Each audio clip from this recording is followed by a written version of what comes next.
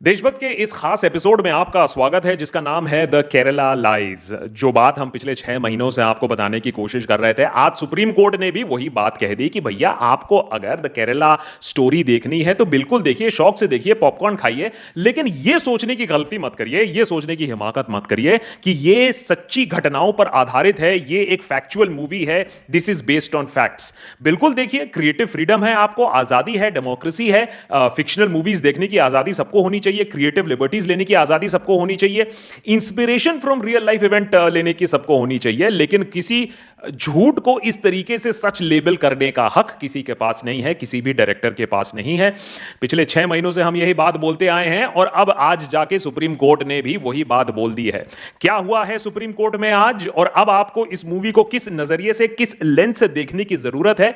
और of course ये picture तब भी super duper multiple platinum 100 200 300 crore hit बनेगी, उससे फर्क नहीं पड़ता है। फिक्शनल मूवीज या हेट मूवीज भी इतना पैसा कमा लेती है, उसमें कोई टेंशन नहीं है, लेकिन आपको यह मालूम होना चाहिए कि क्या सत्य है क्या झूठ है। सुप्रीम कोर्ट ने आज क्या बोला, सबसे पहले वो देख लेते हैं, इसकी इंप्लीकेशंस क्या हैं और सुप्रीम कोर्ट ने ऐसा क्यों बोला है और क्यों आपको भी 3 और 32,000 में फर्क देखने की जरूरत है। 3 is not is equal to 32,000, वो भी समझाने की कोशिश करेंगे। Also very importantly, West Bengal में यह पिक्चर दिखाई जाएगी। सुप्रीम कोर्ट ने बोला है कि आप फंडामेंटल राइट नहीं ले सकते हो, आपको यह पिक्चर वेस्ट बंगाल पर भी स्क्रीनिंग करनी होगी। इस बात से हम भी सहमत हैं, लेकिन वो बीबीसी डॉक्यूमेंट्री का क्या, उसके बारे में भी बात करेंगे। लेकिन सबसे पहले सुप्रीम कोर्ट ने आज क्या कहा है, पहले मैं जरा कोट करके आपको यह तो बता दूं।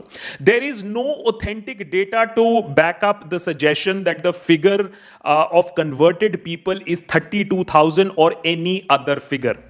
ये जो नोटिस है, बड़े बड़े शब्दों में अब ये लिखना पड़ेगा द मूवी मेकर्स को। मेरे ख्याल से अगले 2 दिन के अंदर अंदर पिक्चर शुरू होने से पहले ये नोटिस लगाया जाएगा कि इस पिक्चर में कोई भी ऑथेंटिक सोर्स ऑफ डेटा नहीं है, ये 32,000 का फिगर क्लेम करने के लिए। लेकिन इससे भी बड़ी बात मैं आपको बताऊं कि पिक्चर के प्रमोशन से पहले, पिक्चर के शुरुआत से पहले ये लिखना पड़ेगा the film represents a fictionalised version of the subject matter. ये एक काल्पनिक कहानी है जो वास्तविक तथ्यों से इंस्पायर हो गई होगी, लेकिन काल्पनिक कहानी है। ये दोनों ही पॉइंट्स देशभक्त पर हमने 2 एपिसोड में बोलने की कोशिश की थी, तो आज कम से कम उस बात की संतुष्टि हुई है कि जो चीज हम इतने दिनों से बोलने की कोशिश कर रहे थे, हमारी देशभक्त फैमिली जिस चीज के लिए कम से कम ये बात आगे बढ़ाने की कोशिश कर रही थी, वो कम से कम पूरा हुआ है। समझाता हूं कैसे।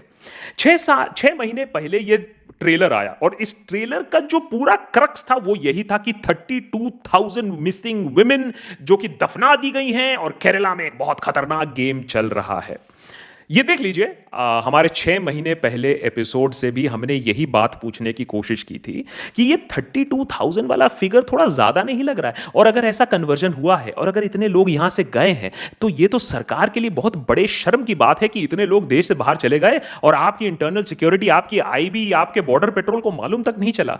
ये एक क्लिप है जो हमने 6 महीने पहले ये 32,000 का जो जुमला था उसको बस्ट करते हुए आपको दिखाया था। लेकिन सवाल फिर उठता है कि ये 32,000 जो गर्ल्स हैं, महिलाएं हैं, इनकी स्टोरी आज तक दबी कैसे रही और क्या ये सत्य घटनाओं पर आधारित है। एएनआई के साथ एक कॉन्वर्सेशन में जो द प्रिंट में पब्लिश भी हुई मार्च 2022 में, जो मूवी के डायरेक्टर हैं वो कह रहे हैं कि उनकी इन्वेस्टिगेशन के अकॉर्डिंग 2009 से आज तक करीबन 32,000 औरतों, girls, Kerala, Mangalore, Hindu, Christian community से उन्हें कन्वर्ट कर लिया गया इस्लाम में, और मोस्ट ऑफ देम, माने ज्यादातर सीरिया, अफगानिस्तान और दूसरे आइसिस और हकानी इंफ्लुएंशियल एरियाज में जाकर फंस गए।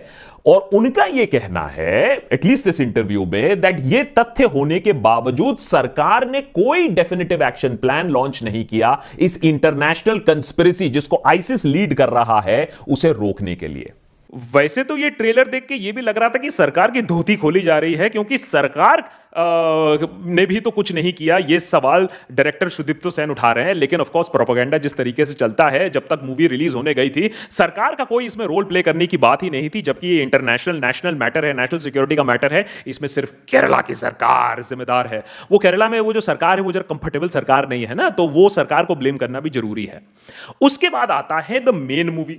हमने गए, हम पहले दिन, फर्स्ट डे फर्स्ट शो, हम मेन मूवी देखने गए। हमने कहा वाह, ये तो पिक्चर सुपर हिट बनेगी, और हमने अपने मेन मूवी के जो टाइटल में है, हमने जो मूवी रिव्यू के टाइटल में भी लिखा है कि ये पिक्चर सुपर हिट बनेगी। हमने कहा बस हमें एक ही प्रॉब्लम है कि भैया ये पिक्चर अपने आप को रियल बोलने के लिए इतना कोशिश क्यों कर रही है। ये बोल दे कि भैया ये काल्पनिक पिक्चर है। सुन लीजिए हमारे रिव्यू से 10-15 दिन पहले वाला रिव्यू।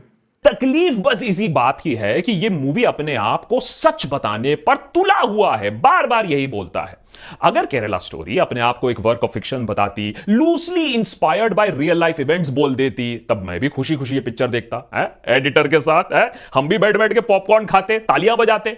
अरे भाई, क्रिएटिव लाइसेंस नाम की कोई चीज होती है, फिक्शन भी उसका हम पूरा आदर करते हैं, लेकिन यहां क्रिएटिव लाइसेंस के नाम पर कम्युनल हार्मनी की मदर सिस्टर करने की कोशिश की गई है। मैंने रिव्यू के समय भी कहा था कि भैया मेरा एक्सपेक्टेशन था कि सुदीप्तो सेन है, बंगाली इंसान है, कुछ ना कुछ तो रिसर्च किया होगा। लेकिन पिक्चर रिलीज होने के दिन जो एक वॉलेंटरीली विड्रॉ किया गया मेकर्स ऑफ द मूवी से कि अच्छा चलिए हम ये 32,000 वाला फिगर हटा देंगे, जिस चीज पे आपने मूवी को बिल्ड किया, जिस चीज पे आपने लोगों के इमोशंस के साथ खेला, जिस चीज पर खतरा है पैदा किया, आपने उस 32,000 के फिगर को बहुत कन्वीनियंटली हटा दिया, क्योंकि पिक्चर को प्रमोशन तो उस समय तक मिल ही गई थी। तो चलिए उसके बाद सवाल आया कि भाई ये पिक्चर क्या फिर टोटली फ्लॉड है, क्या ये पिक्चर झूठ पे बनी हुई है? बिल्कुल नहीं, और यही तो ब्रिलियंस है। अरे फिल्म मेकर ने कुछ तो दिमाग लगाया होगा, 150 करोड़ पिक्चर कमाएगा, ये ऐसे फालतू में थोड़ा ना कमा के गई है। पिक्चर में जो हमने रिव्यू में भी बताया, आइसिस के बारे में जो चीज़ें बताई गई हैं, सेक्स स्लेवरी के बारे में जो चीज़ें बताई गई हैं, जिस तरीके से आइसिस काम करती है, ब्रुटैलिटी जो जिस तरीके से होता है, जिस तरीके से शरिया का दुरुपयोग होता है, ये सारी चीज़ें बिल्कुल सही तरीके से दर्शाई गई हैं और ये व्यूअर्स को झंझोड़ देती है। अच्छी बात है भाई, आइसिस के बारे में पिक्चर बनाइए, लोगों को बताइए किस तरीके से इस तरीके से ग्लोबल जिहाद छेड़ने की कोशिश हो रही है, बिल्कुल अच्छी बात है। लेकिन जो ब्रिलियंस है पिक्चर की कि वो आइसिस में क्या हो रहा है उसको केरला से कितनी बढ़िया तरीके से जोड़ा गया है, ये रहा ब्रिलियंस, और इसी की वजह से 150 करोड़ रुपए इस पिक्चर ने ऑलरेडी कमा दिए। अब सवाल ये उठता है कि अच्छा ठीक है, तो केरला में क्या कुछ हुआ नहीं है? क्या केरला में कोई कन्वर्जन हुआ नहीं है? क्या केरला से कोई लोग बाहर गए नहीं है? बिल्कुल गए, कन्वर्जन्स भी हुए हैं। रेडिकलिज्म हर रिलीजन में है और कन्वर्जन्स हर रिलीजन में करने की कोशिश की गई है, और यहां भी हुई है। क्या इसको चेक करने की जरूरत है? बिल्कुल, अगर आपको लगता है तो आप लेजिस्लेशन लाइए, बिल्कुल सही बात है। लेकिन द पॉइंट इज कि 3 और 32 में जो एक डिफरेंस था उसको किस तरीके से कवर करने की कोशिश की गई। ये बात आपने मान ली, मैंने मान ली, इतना तो हम मान लेते हैं कि ये 32,000 वाला फिगर जुमला था। तो पिक्चर के रिव्यू के बाद बहुत सारे कमेंट्स आए। मदर सिस्टर है नहीं, आप लोग कभी कमी महसूस नहीं करने देते हो, मदर सिस्टर के साथ MCBCs के साथ आई। लेकिन क्या हुआ? 32 फिगर नहीं है तो क्या हुआ? उससे ज्यादा कम है। अच्छा चलिए, वो हम फिगर्स भी आपको बता देंगे, फिगर क्या है क्या नहीं है। लेकिन मान लेते हैं कि एक भी नहीं है, क्योंकि आर्ग्यूमेंट तो यही आया कि हमें तो एक भी कन्वर्जन और एक भी बंदा अगर इस तरीके से कोई आइसिस गया है हमें एक्सेप्टेबल नहीं है। अब इसके लिए आप पूरी कम्युनिटी को जिम्मेदार ठहरा दीजिए, कोई बात नहीं। तो हमने कहा ठीक है, मेरी बहन नहीं है, लेकिन सोच लेते हैं कि मेरी बहन चली जाती है, मेरी बहन को बहला फुसला के आइसिस के पास ले जाते, तो मैं क्या करता? तो मैंने कहा ये बहुत जरूरी बात है, इसको फिगर आउट करना चाहिए। तो मैंने कहा ऐसा ही एक और एग्जाम्पल लेते हैं, क्योंकि हाल ही में हमने एक एपिसोड बनाया इस पर। अब हम ये 3 लड़कियों के ऊपर अल्टीमेटली था पिक्चर बनाया गया, ठीक है। शालिनी और उसके दोस्तों के ऊपर बहुत ही बढ़िया एक्सेंट, अदा शर्मा की क्या बढ़िया एक्सेंट है। अच्छा छोड़िए, उस पर नहीं जाते हैं। अरे बेचारी लड़की को 5 फ्लॉप के बाद एक हिट तो मिला, अपने जिंदगी करियर का पहला हिट मिला है। Let's not take that away from her. अब हम आते हैं एक वाले, एक भी एक्सेप्टेबल नहीं है, एक चुन के मारेंगे। तो चलिए एक की बात करते हैं।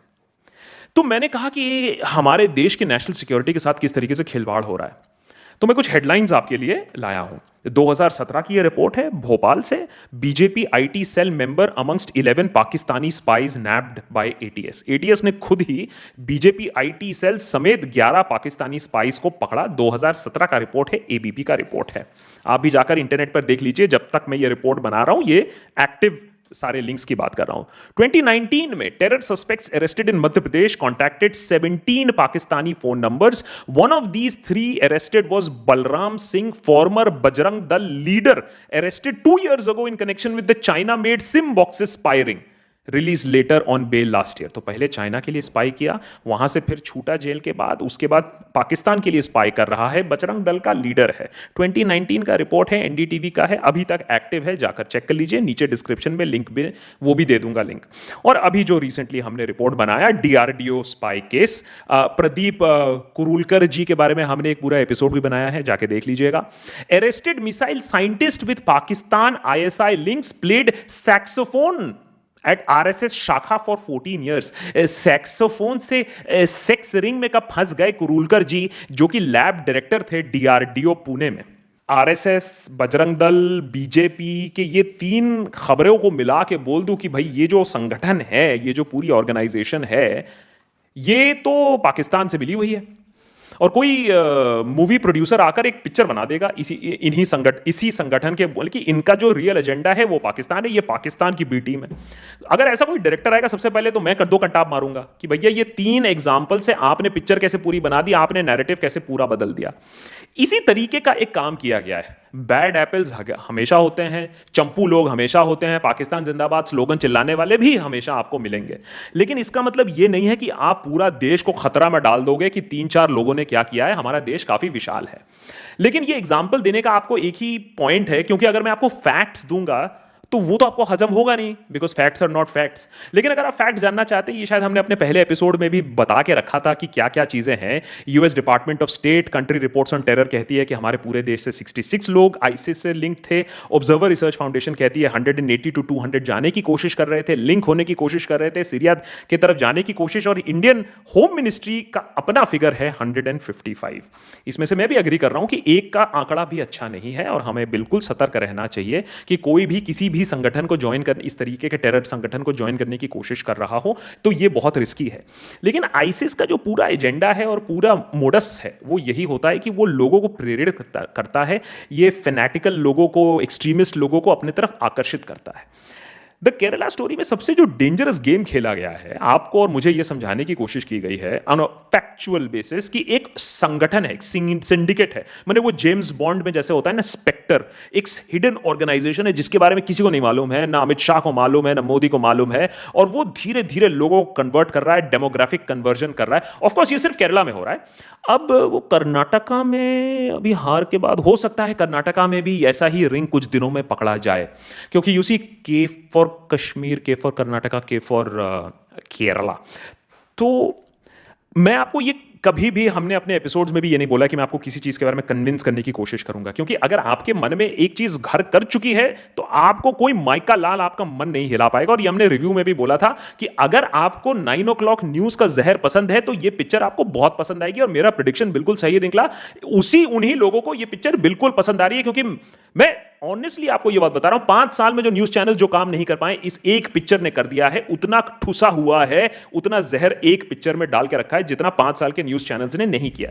तो उसके लिए तो बिल्कुल ये पिक्चर सक्सेसफुल है, इसमें कोई डाउट नहीं है। क्योंकि बहुत सारे लोग बोलते हैं अगर गलत होता तो सक्सेसफुल क्यों होता। गलत अगर सही होता तो शायद सक्सेसफुल नहीं होता। गलत और सक्सेस में तो ज्यादा है। डेविड धवन की पिक्चर चलती थी ना, तो हम कहते थे ना गोविंदा नाच रहा है, सेक्सी सेक्सी सेक्सी, लोग मुझे बोले आइटम नंबर चल रहे हैं। अरे पिक्चर हिट हो रही है, अच्छा या बुरे से पिक्चर हिट होने का कोई लिंक नहीं है। एनीवेज, जो दूसरी खबर है जिसके बारे में बहुत लोग, एटलीस्ट उनको तो खुश होना चाहिए, भैया देखिए इंडिपेंडेंस है तो पिक्चर तो चलनी चाहिए। बंगाल, तमिलनाडु में ये पिक्चर चलेगी, इस बात से हम भी सहमत हैं, बिल्कुल चलनी चाहिए। इस नोटिस के साथ चलनी चाहिए कि ये एक काल्पनिक पिक्चर है, ये फैक्ट्स और डेटा पर आधारित पिक्चर नहीं। बिल्कुल चलाइए, बंगाल में चलाइए, तमिलनाडु में चलाइए। सुप्रीम कोर्ट ने बोला है the film has to be released everywhere, you can not take that fundamental right of free speech, if you don't like it don't watch it. बड़ी अच्छी बात है, सुप्रीम कोर्ट ने बड़ी अच्छी बात ली है, if you don't like it then don't watch it. लेकिन ये हमारा अधिकार है, फंडामेंटल राइट है ऐसा पिक्चर देखना। बस प्रॉब्लम ये हो जाती है कि जब बीबीसी एक डॉक्यूमेंट्री बनाती है, जब इतनी पुरानी एक संगठन एक डॉक्यूमेंट्री बनाती है, तब हम उसको पब्लिक ऑर्डर, प्रोपेगेंडा, क्रैप बोलकर, इमरजेंसी पावर का इस्तेमाल करके सरकार उसको बैन कर देती है। तब you don't like it, you don't watch it वाला फॉर्मूला नहीं आता है, तब फॉर्मूला बिल्कुल अलग हो जाता है। तो अगर आप बंगाल में पिक्चर बैन नहीं कर रहे हो तो आपको फिर बीबीसी को का भी बैन हटाना चाहिए। ये सुप्रीम कोर्ट के तरफ से भी एक डुअलिटी है। क्यों, इस पर क्यों नहीं? अगर बंगाल पर बैन नहीं कर रहे हो और अगर इतनी एक विट्रियोलिक पिक्चर को भी लोगों को देखने की अनुमति है, ऑल्दो सुप्रीम कोर्ट ने बोला है कि ये सारी जो चीजें आपने हमें बताई हैं, अब हम भी एक बार पिक्चर देखेंगे and then we will take a further call. तो सुप्रीम कोर्ट भी काफी सरप्राइज थी कि किस किस तरीके की चीजें बताई गई हैं इस पिक्चर में, किस किस तरीके के फॉल्ट लाइंस पर खेला गया है ये पिक्चर। लेकिन मैं आपसे एक ही चीज बोलने की कोशिश करूंगा कि देखिए, फॉल्ट लाइंस हर रिलीजन में होता है, किस तरीके से फॉल्ट लाइन को खरीदा जाए। हां, कुछ रिलीजन में ज्यादा फॉल्ट लाइन होंगे, कुछ में कम होंगे, कुछ रिलीजन मॉडर्नाइज की हैं, कुछ नहीं की हैं। लेकिन फॉल्ट लाइंस को खरीद के आप क्या कर रहे हो? आप रिलीजन को रिपेयर करने की कोशिश कर रहे हो, सोसाइटी को मॉडर्नाइज करने की कोशिश कर रहे हो, या आप पॉलिटिक्स खेलने की कोशिश कर रहे हो? यहां मैं आपको यह समझाने की कोशिश नहीं करूंगा कि क्या कोशिश हो रही है ऐसे पिक्चर बना बना के, जो कि पॉलिटिशियन फिर अपने स्पीच में भी मेंशन कर रहे हैं, ऑपोजिशन पर भी निशाना साध रहे हैं। तो इस पिक्चर की जो इंटेंशन है, जो एजेंडा है, जनरली होता है छुपा होता है, आपको फिगर आउट करना पड़ता है। इसकी ब्रिलियंस यह है कि इसमें कोई एजेंडा छुपा नहीं है, एकदम साफ साफ आपसे बात कर रहा है, बेखौफ बात कर रहा है, और लोगों को यह बात बिल्कुल पसंद भी आ रही है। लेकिन द पॉइंट इज कि आपने बोला था कि एक पठान नाम की पिक्चर आप लॉन्च कर रहे हो जिसमें शाहरुख खान का ट्रेलर था। पठान पिक्चर जब लॉन्च होती है तो उसमें शाहरुख खान नहीं होता है, तो आप तो मैंने स्क्रीन को फाड़ दोगे। ये उसी तरीके से हुआ है, जिस खतरे से, जिस स्केल से, जिस नंबर से, जिस प्रीमाइस पर इस पिक्चर को लॉन्च किया गया था, वो ही फ्रॉड निकला है। लेकिन ऐसे इंसिडेंट्स हुए हैं, 4 महिला आज भी हैं, सीरिया गई थी, वहां फंस गई और वो वापस नहीं आ पा रही है, ये भी फैक्ट है। लेकिन इस तरीके से इसको एक नेशनल कंस्पिरेसी बना देना, अब आप ही समझ लीजिए कि इसमें किसको चंपू बनाया जा रहा है और किसको गधा बनाया जा रहा है। जरूर देखिएगा अगर आपको अभी भी मन है देखने के लिए द केरला स्टोरी या केरला लाइज, जो भी आप उसको नाम दें, लेकिन फिक्शन समझ के देखिएगा, पॉपकॉर्न खाइए, फिक्शन समझिए, क्रिएटिव लिबर्टी ली गई है, उसको देखिए, इसको एज ए डॉक्यूमेंट्री। ऐसा होता है हमारे देश में? ऐसा नहीं होता है। हमारा देश कागज से नहीं बना है, कोई पजामा नहीं है हमारा देश की कोई आके फाड़ जाए। लेकिन हाँ, ऐसे पिक्चरों से लोगों के मन में जो डर बैठ रहा है, जो लोगों के मन में गुस्सा आ रहा है, उसका आउटकम थोड़ा खराब हो सकता है। नेता टाइप आधा काम मत करो, सब्सक्राइब के साथ साथ बेल आइकॉन भी दबाओ।